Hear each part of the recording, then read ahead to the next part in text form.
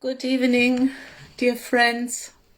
So tonight in Germany it is night, almost 9 p.m. Good morning in other places, or good afternoon in other places in San Francisco region. We had to set another date to go on reading from the book What is Zen? Plain Talk for a Beginner's Mind, edited and written by Norman Fischer and Susan Moon. And today it's the 10th chapter which has to be read, with the title Over the Long Haul.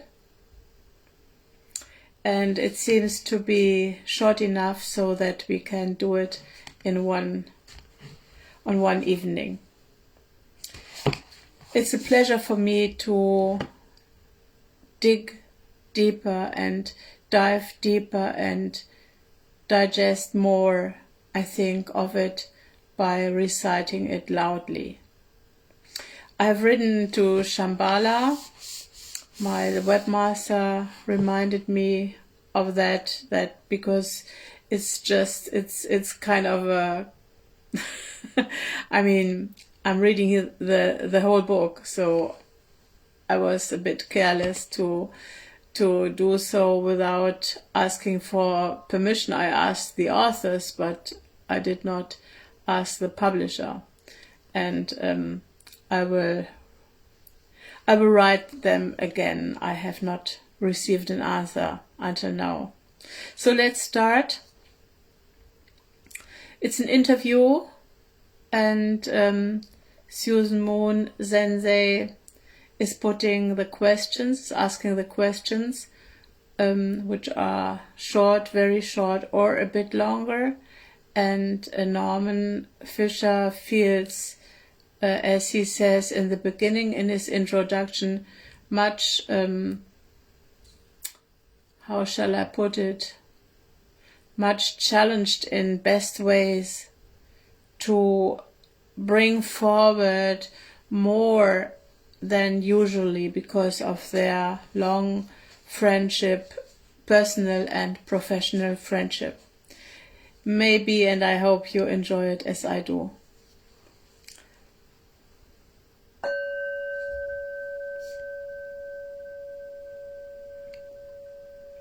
How does a person change after many years of Zen practice? Is the question. And Norman answers. People change in so many ways, and everyone is different. I don't think I could list the top 10 ways people change with Zen as if Zen were a kind of training regimen, like army boot camp, designed to produce a certain kind of individual. Your question makes me think about Isan Dorsey, who was a Zen priest in San Francisco. Isan had a famously checkered past as a drag queen and drug addict. He had been kicked out of the Navy for homosexual activity. He was a very wild individual in San Francisco nightclubs. Then he became a Zen priest.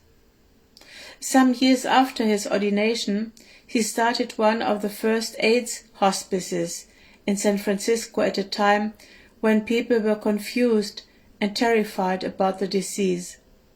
And San Francisco was its ground zero. Isan was fearless in taking in all kinds of people, caring for them night and day, summoning a community of others to help, raising the funds to make it happen, and doing it all as if it were the most natural thing in the world. He finally succumbed to the illness himself at the age of 57, leaving the world with gentle good humor. After Isan died, my teacher, Sojun Mel Weitzman, said of him, Isan was very good at being himself. The statement may seem odd. Aren't we all very good at being ourselves? Maybe not. I think what Sojun meant was that Isan was fearlessly, deeply, and genuinely himself, in a way that most of us are not.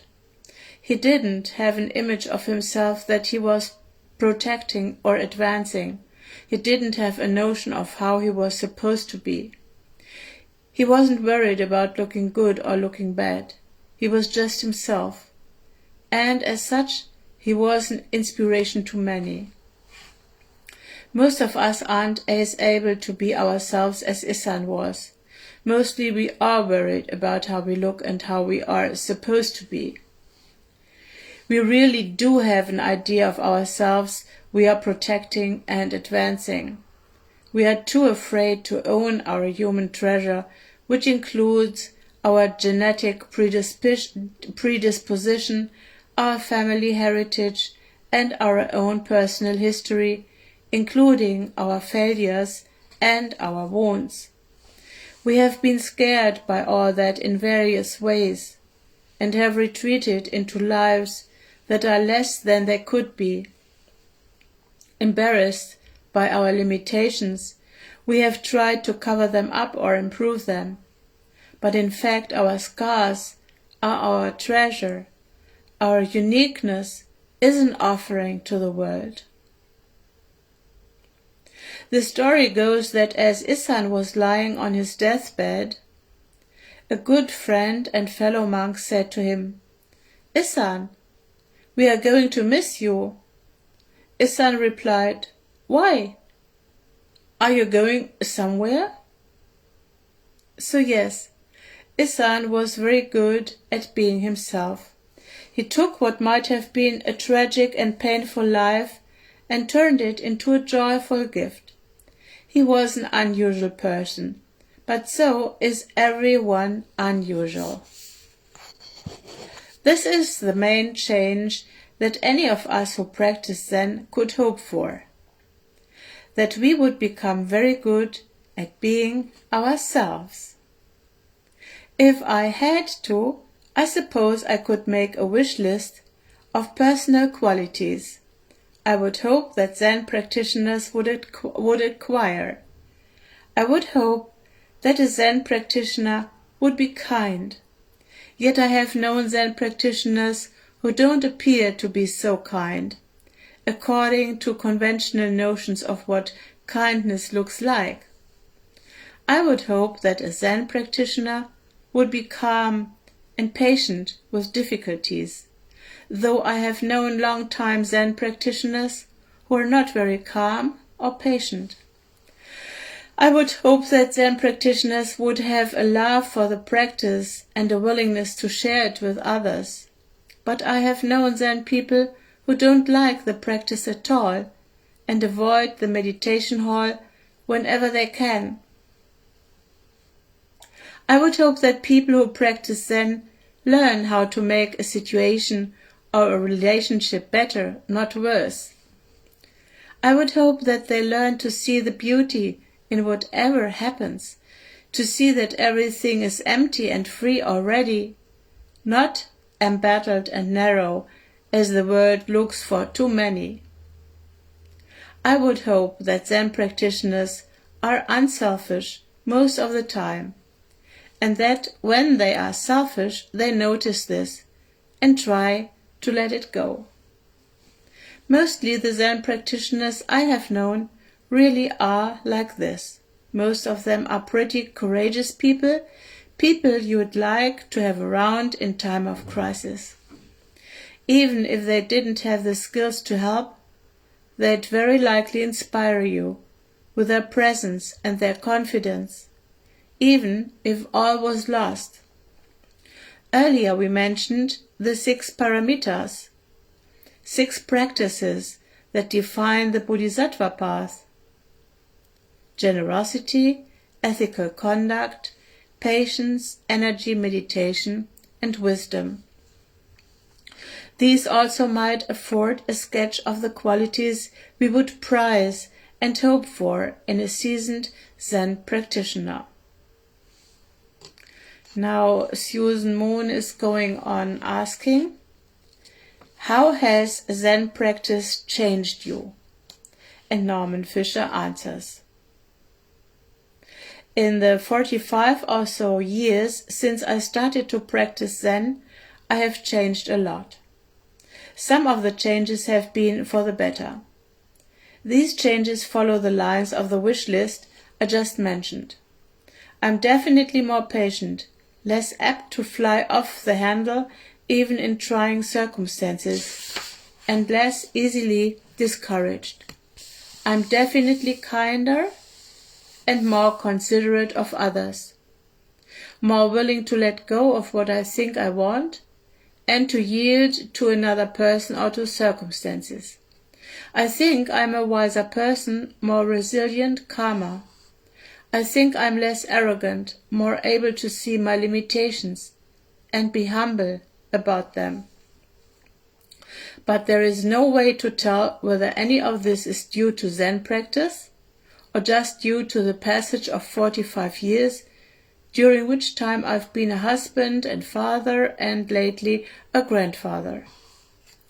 Maybe some of the changes have come about because I've had the chance to practice with people closely, to be responsive to and responsible for them. But I might have had that same experience doing some other kind of work.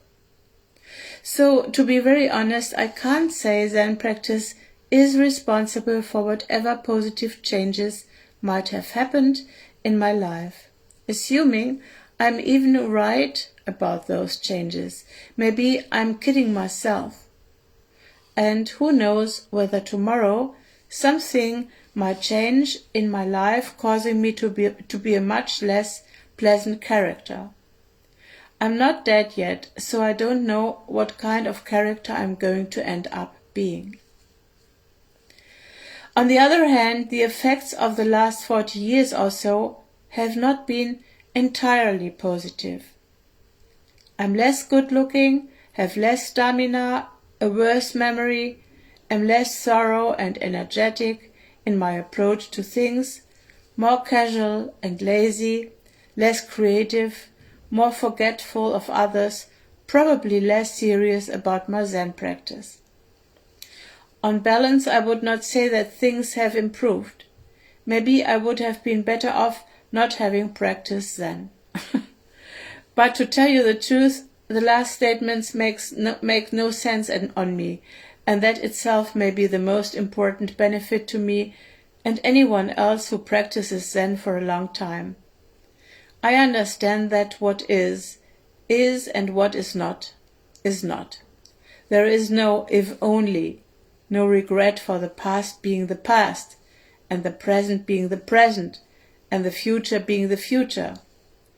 A deep trust and a profound acceptance of life as life.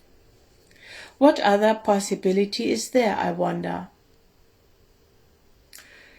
Susan is asking, are you happier because of it? And Norman Fischer answers, I am happier, but whether it's due to Zen practice or some other cause, I can't say. At this point, I don't see the difference between Zen practice and my life. So I guess I could say that Zen practice has made me happier, but it is going to kill me in the end. Susan, I've been practicing for a long time now, and sometimes I worry that my practice is getting stale. Suzuki Roshi's wonderful book is called Zen Mind, Beginner's Mind for a reason. How can I keep my practice fresh and alive? How can I sustain a sense of discovery? How can I stay curious about the meaning of life? Norman's answer. This is my question too, and I hope it's everyone's.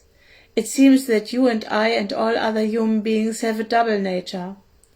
On one hand, we are bright and intelligent individuals who want to live lives that are deep, kind, awake, open, useful to others. Who doesn't want this in their heart of hearts? On the other hand, we are pretty lazy and selfish and tend to get off track, to completely lose touch with our better selves. I think everyone is like this, which is why we have always had religions, cults, disciplines, and trainings of all sorts, from the dawn of history, to try to deal with our fractious, troublesome natures. These days there is a whole world of people who mistrust all religion and spirituality because they see that it has led not only to laziness and stupidity, as people abrogate their own responsibility and give over their lives to the dictates and doctrines of their religion, but even to horrible abuses, intolerance, violence, isolationism. This is not the fault of religions, I think. Eliminating religion is not going to eliminate human stupidity and destructiveness. The religious impulse will just get displaced onto other human endeavors. There will be scientific true believers, Marxist true believers, libertarian true believers, and so on. Religion in another form. So religion has to include within itself its own undoing. In other words, some form of doubting and wondering, some way of renewal, otherwise it becomes stale, as any one of us becomes stale, just as you say, unless we have some way of opening up, refreshing. This is the genius of Suzuki Roshi's idea of beginner's mind. He is saying that we should aspire to be beginners, not experts. We should be ready at all points to be surprised, to be wrong, to see that we have to revise what we think we understand about our lives and our world. This is an attitude we can cultivate. In Zen practice, we have support for doing this. We have especially Zazen, which is conceived of as the practice of beginner's mind, just sitting there in the present moment of being alive, without preconceptions, without techniques, waiting to see what happens.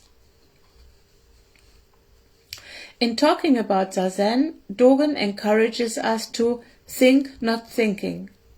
This means to sit in a free and open space, allowing thoughts to arise and pass away, without evaluation or shaping. That in itself is beginner's mind, a mind that isn't deciding what is right or wrong, correct or incorrect, but is willing to allow whatever arises and passes away to be whatever it is. Teachers, sanghas, and the teaching itself also keeps us honest and on track. Will all this ensure that we'll never get stale, never go off, never need a kick in the pants? Of course not. Our Zazen can become dry and routine, and we can get so used to our sanghas, teachers, and the teachings that we don't really notice them much anymore. But with the support of all these elements of the practice, including our own minds and hearts, when we go off, we will eventually realize it, even if it takes a while, and then we can use our resources within and without to get back to renew. So maybe you could start there with practice itself as a way to refresh you. Then there is your life. Life will wake you up. Something always happens, something great or something terrible to shake you out of your doldrums. If you find that things are going stale, all you have to do is wait a minute, and before you know it, something will erupt in the middle of your life to wake you up. Beyond this, there are also many things you can do intentionally to shake things up for yourself. I have had a lifelong writing habit, as you know, poetry and other forms of writing, and I'm interested in other arts too. Art is a great wake-up call. Going to a performance, a reading, or an art event can often wake you up if you pay attention to what you are seeing and hearing and let it affect you. I don't go to art events often, but when I do, I'm often impressed by what I've seen and find that it makes me think, opens up my point of view. An encounter at some depth with another human being can do this too. Really talking with someone, really listening to her or him, seeing life from her or his side, will always shake you out of your own personal dream into another wider dream. Caring for someone and being willing to take in his or her reality will always wake you up. In any case, being stuck sometimes is normal and natural and part of the process. Now Susan Moon is going on asking, I am also wondering about keeping one's practice fresh by deepening one's commitment to the practice itself. Perhaps continuing in some vein isn't enough. Don't you think it's sometimes good to change your practice? To up the ante? To study the precepts and prepare for lay ordination? Sign up for a practice period? Start a study group? Go on a pilgrimage? And Norman answers, and this is the last answer for today. Yes, of course, that too. As you know, at our own local group, we have an annual non-residential practice period during the fall of every year. This period often serves as a time of renewal for Sangha members. And yes, people do all the things you mentioned. Saw a rakusu and receive the precepts, study more or organize a study group, or go on a long retreat or pilgrimage, or maybe study with a different teacher or group for a while, as ways to open up and refresh their practice.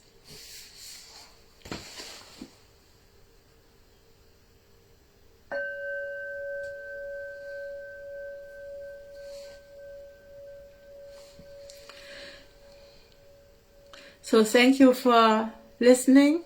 I'm very pleased to see 3 close friends here, Sean and Vahidin and Sandra. Wow, happy to see you. And Heike Sartorius is also a Facebook friend. How beautiful. And this by coincidence. We have not planned this, right? So normally I read on Saturdays, but this time is probably better. So wonderful. So the book is almost getting to an end. So no, that's also not true. We have still 4 chapters, and the next chapter is called Sangha. I think this is very good. I cannot really decide which one I like more, but Sangha, I'm curious to read this. Then Everyday Life and Everyday Relationships, also nice. Zen and Art, and Saving All Sentient Beings. And then we will be through. So that means 4 weeks, more or less. Yeah. So you are in the beginnings of the afternoon, I think, and Vahidin also in the evening. So I would like to hug you, really. A big hug for all of you. And bye. Enjoy life if you can.